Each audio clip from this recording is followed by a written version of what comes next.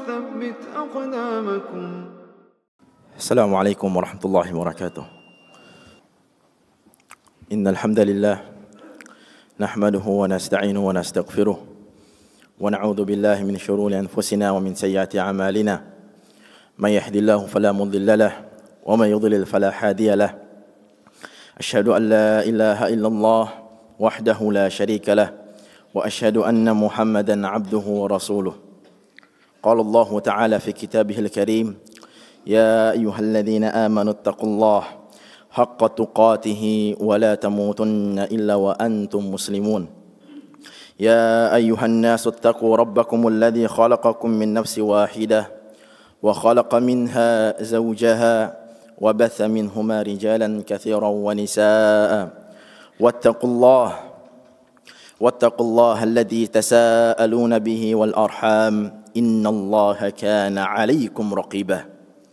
وقال تعالى في كتابه الكريم: يا أيها الذين آمنوا اتقوا الله وقولوا قولا سديدا يصلح لكم أعمالكم ويغفر لكم ذنوبكم ومن يطع الله ورسوله فقد فاز فوزا عظيما.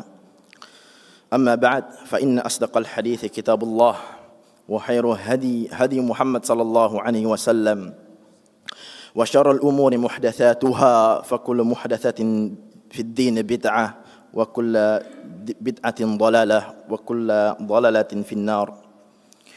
Jamaah rahimakumullah, khatib mewasiatkan diri khatib pribadi di awal khutbah ini dan kepada para jamaah sekalian untuk senantiasa meningkatkan ketakwaan kita kepada Allah Subhanahu wa taala, di mana ketakwaan adalah inti daripada pondasi yang di mana kita menjadikan itu dalam kehidupan kita, keseharian kita, dimanapun kita berada dan kapanpun itu, kita senantiasa bertakwa kepada Allah Subhanahu wa taala.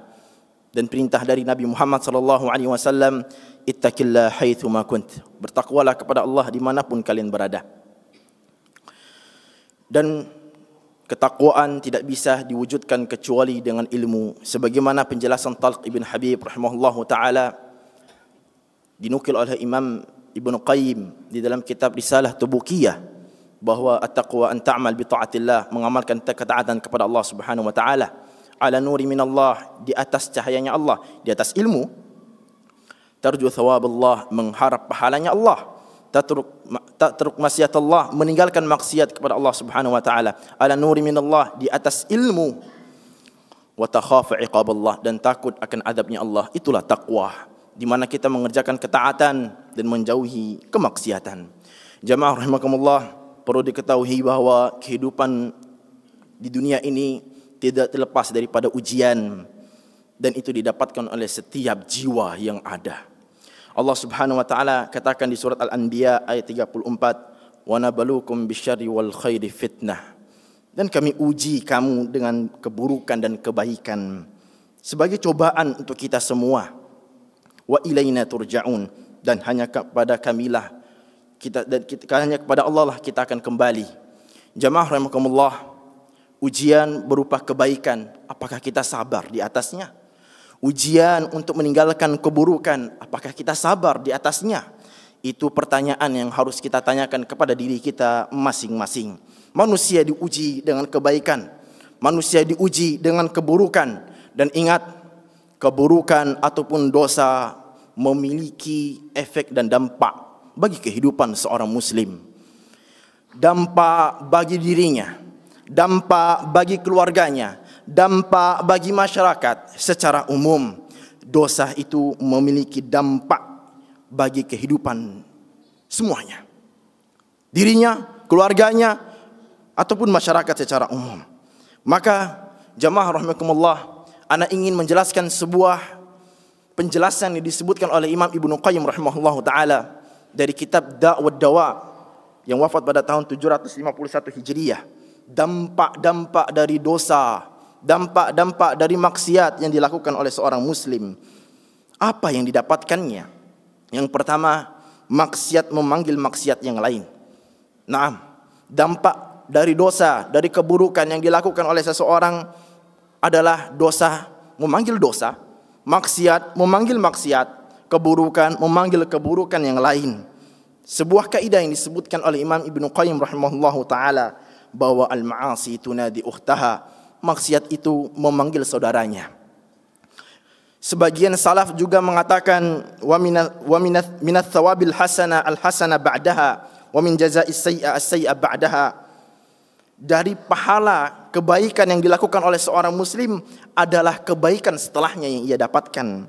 Balasan dari keburukan, dari dosa, dampak yang ia dapatkan juga adalah keburukan yang selanjutnya ia akan dapatkan. Sehingga jamaah rahimakumullah, ketika seseorang bermaksiat kepada Allah Subhanahu wa taala, maka langkah demi langkah syaitan akan menjerumuskan pada dosa yang lain. Dan itulah kaidah yang disebutkan oleh Allah Subhanahu wa taala untuk bagaimana seorang muslim menjauhi semua langkah-langkah syaitan. Allah katakan, ya ayyuhalladzina amanu la tattabi'u khutuwati syaitan. Wahai orang-orang yang beriman, jauhilah langkah-langkah syaitan. Wa may yattabi' khutuwati syaitan fa innahu ya'muru bil fahsya'i wal munkar. Yang ikut langkah-langkah syaitan, ingat, syaitan itu tidak memerintahkan kepada kebaikan, tidak memerintahkan kepada ketaatan. Solat tidak, puasa tidak, zakat tidak, haji tidak. Syaitan mengajak kepada kesyirikan, syaitan mengajak kepada kemaksiatan, syaitan mengajak kepada bid'ah, syaitan mengajak kepada kefasikan, dan syaitan mengajak kepada dosa-dosa yang membuat hati Bani Adam menjadi keras dan mati. Meminum khamar dosa. Ketika kita tahu minum khamar dosa, lalu seseorang meminumnya, dia akan melakukan dosa yang lain. Ada kala seseorang meminum khamar berzina dengan ibunya. Ada kala orang berdusta, mencuri lalu berdusta. Ada kalanya orang melakukan riba, tapi tidak bisa membayar, akhirnya gantung diri. Dosa menumbuhkan dosa. Itulah dampak yang pertama yang disebutkan oleh Imam Ibnu Qayyim rahimahullah ta'ala di dalam kitab Dawa. Sehingga jamaah rahimakumullah, jangan pernah kita mengikuti langkah-langkah syaitan dalam mengikuti dosa-dosa yang dilakukan oleh Bani Adam. Karena syaitan tidak memerintahkan langsung kepada dosa itu sendiri, tidak, tapi langkah demi langkah. Apakah tahu seseorang ketika berbicara dengan lawan jenisnya, yang pertama ia lakukan adalah untuk chattingan, yang kedua setelah itu ketemu, lalu yang ketiga setelah itu berpacaran, setelah berpacaran adalah berzina. Itulah dosa memanggil dosa dengan dosa yang lain. Dampak yang sangat buruk bagi kehidupan seorang muslim, bagi kehidupan keluarganya, bagi kehidupan masyarakat secara umum. Lalu dampak yang kedua, efek daripada dosa yang disebutkan oleh Imam Ibnu Qayyim rahimahullah ta'ala adalah banyaknya kesulitan yang dihadapinya. Rizki yang sulit, kehidupan yang sangat banyak ini dia dapati dalam keadaan yang sulit. Nah, masalah dengan istri, masalah dengan rizki, miskin, masalah dengan keluarganya, masalah dengan anaknya, masalah dengan keluarga dan anak dan istrinya, semuanya adalah efek daripada dosa yang dilakukan oleh seorang muslim. Nabi SAW mengatakan, innal abda la yuhramur rizqa bidzanbi yusibuh. Sesungguhnya seorang hamba terhalang dari rizki karena dosa yang diperbuatnya. Engkau sulit mendapatkan rizki yang halal, rizki yang baik untuk menafkahi istri dan anak. Ingat dan ceklah apakah kita melakukan dosa. Karena salah satu dampak dari perbuatan dosa adalah terhalangnya dari rizki yang halal. Susah mendapatkan rizki, mendapatkan masalah dengan keluarga, mendapatkan masalah dari istri, mendapatkan masalah dari anak. Semuanya dikarenakan dosa. Itulah efek daripada dosa yang disebutkan oleh Imam Ibnu Qayyim yang kedua. Dan ingat, sebagian ulama salaf ketika mendapati masalah dengan istrinya, ketika mendapati masalah dengan kendaraannya, apa katanya? Inni la asiyallah fa ara dzalika fi khuluqi dabatin wa imraati. Aku bermaksiat kepada Allah Subhanahu wa taala dan aku melihat dampak yang ada pada istri dan kendaraanku. Maka itu semua mendapatkan ganjaran dengan apa yang ia lakukan. Jika seandainya ia lakukan dosa, maka ganjarannya adalah kesulitan dalam kehidupannya. Lalu yang ketiga adalah hati yang keras. Hati yang membuat kita tak mengenal Rabb-Nya. Hati yang jauh dari Allah Subhanahu wa taala. Hati yang membuat kita malas untuk beribadah. Hati yang tak mau mendengarkan nasihat. Berapa banyak dari kaum muslimin yang tak ikut kajian dikarenakan dosa? Berapa banyak dari kaum muslimin yang malas untuk menuntut ilmu syar'i dikarenakan dosa? Berapa banyak kaum muslimin yang malas untuk melakukan ibadah solat 5 waktu di masjid dikarenakan dosa? Berapa banyak kaum muslimin yang melakukan dosa sehingga hatinya mati, ketaatan dijauhi, dosa didekati, hati menjadi mati, sehingga nasihat tak mau didengarkan. Ayah menasihati anaknya, anaknya tak mau dengar. Seorang istri dinasihati oleh seorang suami, tak mau mendengar. Kenapa? Karena dosa yang membuat hati menjadi keras, karena dosa yang membuat hati menjadi hitam, sehingga semua nasihat, semua peringatan tidak dapat diterimanya. Ingatlah jamaah rahimakumullah, Allah katakan bahwa nasihat itu diterima dengan hati yang bersih. Allah katakan, inna fi dzalika ladzikra liman kana lahu qalbun aw alqa sam'a wa huwa syahid. Sesungguhnya peringatan-peringatan yang ada pada Al-Qur'an ini semua bermanfaat bagi siapa yang memiliki hati, yang memiliki pendengaran, yang dimana ia menyaksikan ayat-ayat Al-Qur'anul Karim. Bagaimana ia menuntut ilmu syar'i, bagaimana ia mengkaji ilmu syar'i sehingga hatinya hidup. Seorang yang berpaling dari ilmu agama, hatinya akan keras sehingga berdampak dengan melakukan dosa sehingga ia menjadi hati yang keras dan mati. Aqulu qawli hadza wastaghfiru innahu huwal ghafurur rahim. Alhamdulillah wassalatu wassalamu ala Rasulillah, amma ba'd. Jamaah rahimakumullah. Tentu Imam Ibnu Qayyim rahimahullah taala menyebutkan dampak-dampak dosa yang sangat banyak dan bisa merujuk kepada kitab Ad-Da'wah Dawa dan telah diterjemahkan. Lalu setelah itu khatib ingin menyampaikan obat agar terjauh dari dosa dan keburukan. Yang pertama adalah ilmu agama, mengetahui tentang hukum bagi siapa saja yang melakukan dosa-dosa. Jamaah rahimakumullah, Imam Adz-Dzahabi rahimahullah taala memiliki kitab dengan nama Al-Kabair, dosa-dosa besar. Syekh Muhammad bin Abdul Wahhab rahimahullah taala memiliki kitab Al-Kabair, dosa-dosa besar. Bagaimana kaum muslimin membacanya dan melihat bahwa ada ancaman bagi para pelaku dosa besar, bagi orang yang berzina, bagi orang yang berjudi, bagi orang yang melakukan pembunuhan, bagi orang yang beriba, bagi orang yang meninggalkan salat, semuanya ada ancamannya dari neraka. Ancaman-ancaman itu dibaca, lalu tumbuh rasa takut kepada Allah Subhanahu wa taala. Bagaimana orang-orang yang sudah meninggal, orang-orang yang sudah dikubur, mereka menyesal dulu tak mempelajari ilmu agama. Wa qalu law kunna nasma'u aw na'qilu ma kunna fi ashabis sa'ir.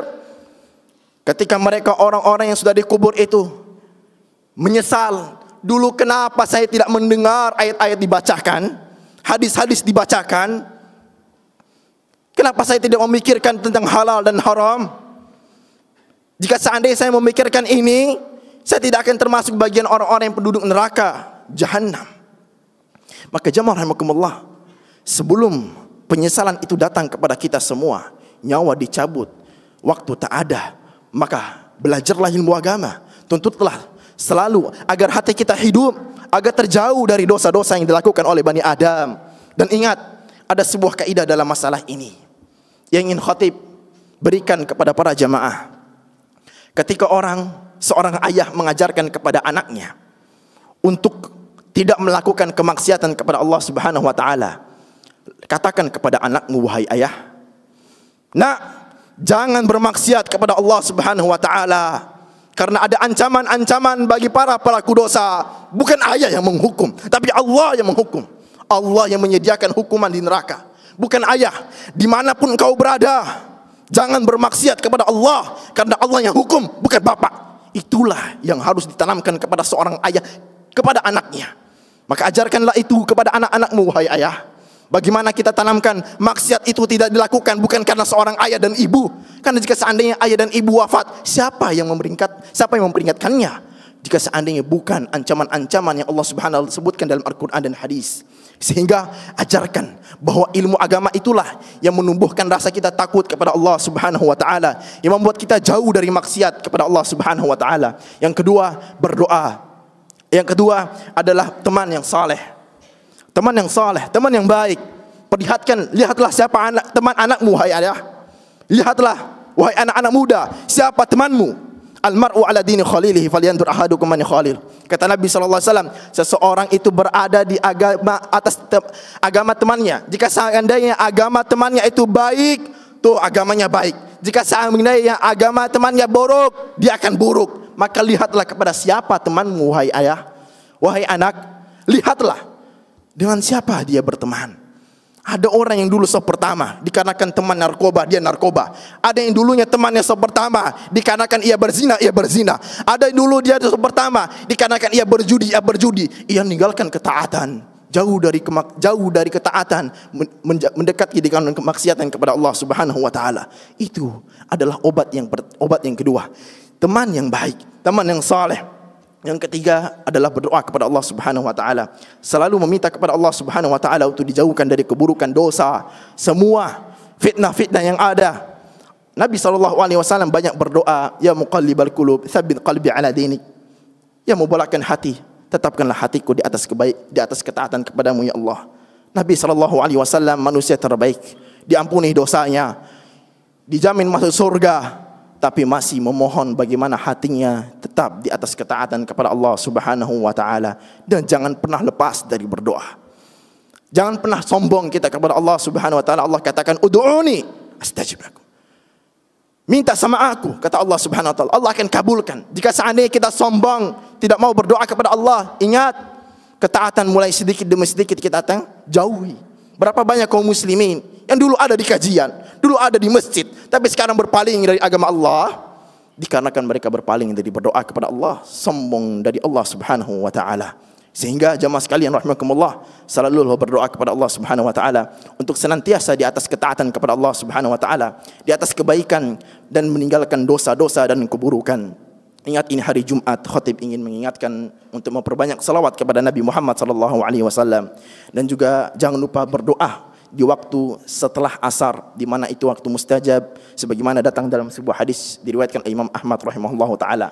Makalah berdoalah antum semua, berdoalah kita semua kepada Allah Subhanahu wa taala untuk meminta hidayah, meminta taufik untuk selalu di atas ketaatan kepada Allah Subhanahu wa taala. Innallaha wa malaikatahu yusalluna 'alan nabi ya ayyuhalladzina amanu sallu 'alaihi wa sallimu taslima. Allahumma salli ala Muhammad wa ala ali Muhammad kama sallaita ala Ibrahim wa ala ali Ibrahim innaka Hamidum Majid. Wa barik ala Muhammad wa ala ali Muhammad kama barakta ala Ibrahim wa ala ali Ibrahim innaka Hamidum Majid. Allahumma ighfir lil muslimin wal muslimat wal mu'minin wal mu'minat al ahya minhum al amwat innaka sami'un mujibun qaribud da'awat ya rabbal alamin. Ya Rahman ya Rahim ya al-Malik al-Quddus al-Aziz ya Rabb. Allahumma inna nas'aluka ilman nafi'an wa rizqan tayyiban wa 'amalan mutaqabbalan ya رب العالمين. اللهم إنا نسألك علما نافعا ورزقا طيبا وعملا متقبلا يا رب العالمين. اللهم إنا نسألك علما نافعا ورزقا طيبا وعملا متقبلا يا رب العالمين. اللهم جنبنا من الفتن ما ظهر منها وما بطن. اللهم جنبنا من الفتن ما ظهر منها وما بطن يا رب العالمين. اللهم إنا نسألك الجنة فردوس يا رب العالمين. اللهم إنا نعوذ بك من عذاب جهنم ومن عذاب القبر يا رب العالمين. اللهم إنا نعوذ بك من عذاب جهنم ومن عذاب القبر يا رب العالمين. اللهم إنا نسألك الحسن الخاتمة. اللهم إنا نسألك الحسن الخاتمة يا رب العالمين. يا رحمن يا رحيم يا الملك القدوس العزيز يا مقلب القلوب ثبت قلوبنا على طاعتك يا رب العالمين.